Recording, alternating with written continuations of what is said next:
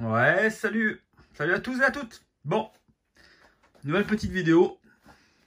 On garde le rythme, comme certains diront, et on publie tout ce qui peut être publié et qui peut vous intéresser.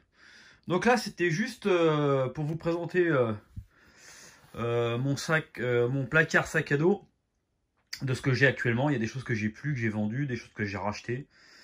Donc on va commencer par les sacs, on va dire light, ultra light. Donc là vous avez le Blast de chez Z-Pack. Voilà, donc avec pas mal d'options, hein. J'avais pris les mousses en plus, les deux poches à eau, tout ça c'est des options. Voilà, ça c'est un sac que j'utilise pas, je le trouve pas très confortable. Il est tout neuf, franchement j'ai mal au dos. J'ai essayé de le régler une dizaine de fois. Ces sangles là me rentrent dans les omoplates. J'ai eu bon les descendre, les baisser, les décaler à droite, les décaler à gauche, ça me rentre dans le dos. C'est pas du tout agréable. Je m'y fais pas. Voilà. Donc voilà. Un autre sac par contre de chez Z-Pack avec lequel j'aime bien randonner, qui est assez léger, c'est le Nero. C'est le petit donc 38 litres. La petite mousse dans le dos qui peut s'enlever, qui a donc même conception, même filet, même poche. Par contre lui il est plutôt confortable. Lui j'ai pas eu de problème. C'est un sac que j'utilise beaucoup à la journée. RAS au niveau des coutures, des choses comme ça. Voilà, ça n'a pas bougé. Là vous avez donc mon sac journée également, un peu plus lourd, de chez Hyperlight Mountain Gear. Alors ça c'est top. Ça en qualité c'est bon. J'avais déjà fait une vidéo, hein. C'est top. Celui-ci c'est le 2200 ou quelque chose comme ça, je sais plus les tailles. Et là vous avez son grand frère qui est à côté. Donc voilà, donc tous ces sacs, les 4, 1, 2, 3, 4 sacs ultralight. Voilà, donc ça c'est des sacs qui sont pas cadeaux. Mountain Light, Hyper Mountain Light, pardon, vous en avez pour votre argent. C'est quelque chose de vachement costaud, vachement bien fait. Z-Pack, c'est voilà, quoi. Bon, pour ceux qui aiment le beau matos, il suffit de voir, hein, je vous laisse, bon, je vais pas en reparler. Bref, ensuite j'ai mes sacs, tout ce qui est sac d'Alpi. Donc là c'est le millet qui est en Cuben Dynema. Très très bon sac, lui super portage. Je l'ai utilisé pas mal de fois cet été dans les Alpes. Il n'a pas bougé, hein, j'ai pas de traces d'usure au cul, vous voyez, ça n'a pas bougé. Très bon sac, très content de ce sac. Très solide, les porte-piolets sont fantastiques. Ils ont fait un beau travail, hein. Là ce millet là, franchement il est super. Il est super fonctionnel. Le dos ventilé fonctionne super bien. C'est d'une belle qualité, vous voyez, il y a un petit mèche filet qui est vachement bien fait, nid d'abeille. Non, un beau produit, franchement, très beau produit. Ensuite, vous avez les très connus Alpha FL à 45 et 30 de chez Arc'teryx.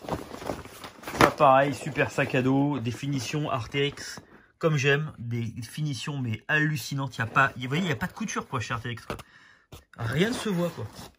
C'est juste phénoménal. Quand vous voyez les coutures du sac à dos ici, là, regardez comme c'est propre. C'est hallucinant, quoi. Arc'teryx, ils ont un savoir-faire qui est vraiment incroyable. Donc là, vous avez le petit frère. Là, vous avez mon millet XP en 60 litres. Lui, je l'utilise essentiellement l'hiver quand je pars bivouaquer dans les Alpes avec mon gros duvet North Face, de gros matos. Lui, je vais le remplacer pour plus grand. Je suis un peu juste en termes de volume. J'aimerais un 80 litres. Donc lui, il va être à vendre si vous êtes intéressé. Il va être à vendre dans les 100 €.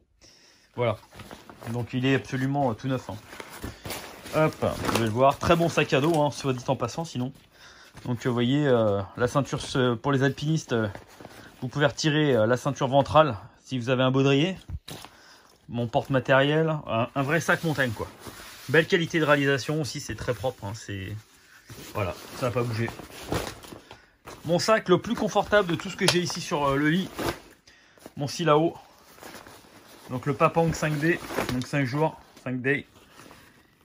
Lui c'est un alors c'est pas je regardais, c'est pas un trou, C'est une petite déformation, ça a dû appuyer, ça va revenir. Lui, c'est juste hallucinant. Ces fameuses bretelles double bras, c'est d'un confort, mais c'est vraiment, vraiment, vraiment incroyable. Ça, ces sacs à dos là, ça, c'est un sac que j'adore en termes de confort. C'est super qualitatif, ça bouge pas. C'est vraiment des beaux sacs, vous voyez, c'est bien fait, c'est propre. Beau sac à dos. Donc, on passe sur les sacs Bushcraft. Alors là, je suis obligé de me reculer tellement il est gros. Il est énorme. Lui, c'est mon Tasmanian Tiger. Et encore, vous n'avez pas le chapeau qui est sur le dessus. Donc ça, c'est énorme. Hein. Ça fait 100 litres ou 110 litres, je ne sais plus exactement. C'est une armoire, penderie, buanderie, garage. Je mets tout dedans là-dedans. Là. Donc ça, c'est mon sac Bushcraft type quand je pars vraiment en camp. Évidemment, quand j'ai pas de marge d'approche, parce que là, j'atteins les 30 voire 40 kg de charge. Donc, inutile de vous dire que je fais pas de dénivelé avec. Et par contre, très bon sac, très solide, très costaud. J'ai eu juste un petit... Oh, c'est pas vraiment grave, mais j'ai vu l'autre jour, en l'utilisant, que le bandeau là commençait un petit peu à s'abîmer. Vous voyez, enfin, c'est rien grave, hein, mais il commence à blanchir. Le problème, c'est qu'à bout d'un moment, ça vient s'éplucher. Bon, pour le moment, il ne s'épluche pas du tout, hein. Il le fera peut-être même jamais. Mais j'avais pu observer que, voilà, que ça avait tendance à le faire un tout petit peu. Bon, rien de grave. Et donc, à côté, le TT Trooper qui est malheureusement en phase IP, donc il n'est pas mis à son avantage. Donc lui, c'est un 50 litres, je crois, de mémoire, ou 55. Ah, je sais plus. Lui, super. Très bon sac encore, Tasmanian Tiger. Donc, c'est moi qui ai rajouté des pochettes sur les côtés. Pardon, j'essaie de vous faire un truc qui ressemble à quelque chose. Je recule un peu. Ouais, donc les pochettes, c'est moi qui les ai rajoutées sur les côtés. Vous avez les pour mettre les bouteilles d'eau. Devant, ce qui est sympa, c'est que vous avez trois grandes poches. Trois grandes poches, une grande poche en bas, une grande poche centrale, une grande poche en haut. Donc là, vous pouvez mettre, comme moi je fais par exemple, popote, bouffe, kit feu, médic, tout ce qui est, voilà, bande, tout ce que vous voulez. Et en haut, en général, j'ai mes petits accessoires, donc couteau, frontal, cuillère, les bricoles, quoi. Fire steel, éventuellement. Mes kits feu, je les mets sur les côtés, souvent. Et donc à l'intérieur, voilà comment c'est fait. Donc très bon sac à dos. Hop, je vous montre la ceinture. Là, il y a du portage. Hein. Ça, par contre, c'est des sacs qui font 2,5 kg à vide. Mais bon, celui-ci doit faire 3 kg. Mais les portages sont fabuleux. Hein. Là-dessus, vous pouvez porter votre femme sur le dos. Hop là, une petite pub pour Azimut Nature au passage, non voulu. Voilà, bon, elle sera faite quand même. Voilà les amis. Et donc voilà, bah écoutez, encore une fois, n'hésitez pas si vous avez des questions. Là, je vais tout ranger. J'en ai encore pour un quart d'heure à remettre ça dans le placard. Je n'ai absolument plus de place. Je viens de commander un nouveau kilt de chez...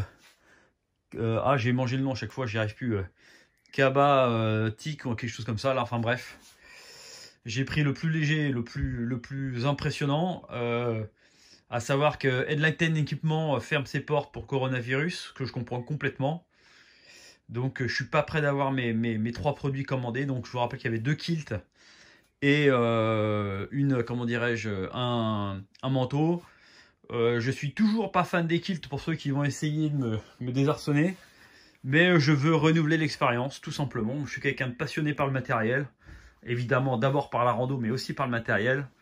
Et donc, j'aime bien essayer tous les sacs de couchage, tous les kilts, tout ce qui sort. Les pieds d'éléphant, c'est ma prochaine étape pour cet été. Pieds d'éléphant, j'en ai jamais eu. Ça me tente terriblement pour partir en Alpi. Donc, prochaine étape, ce sera ça. Voilà. Bah écoutez, si vous avez des questions, n'hésitez encore pas à me les poser. Je suis là pour ça. Je vous souhaite encore une très bonne soirée. Et à bientôt. Ciao.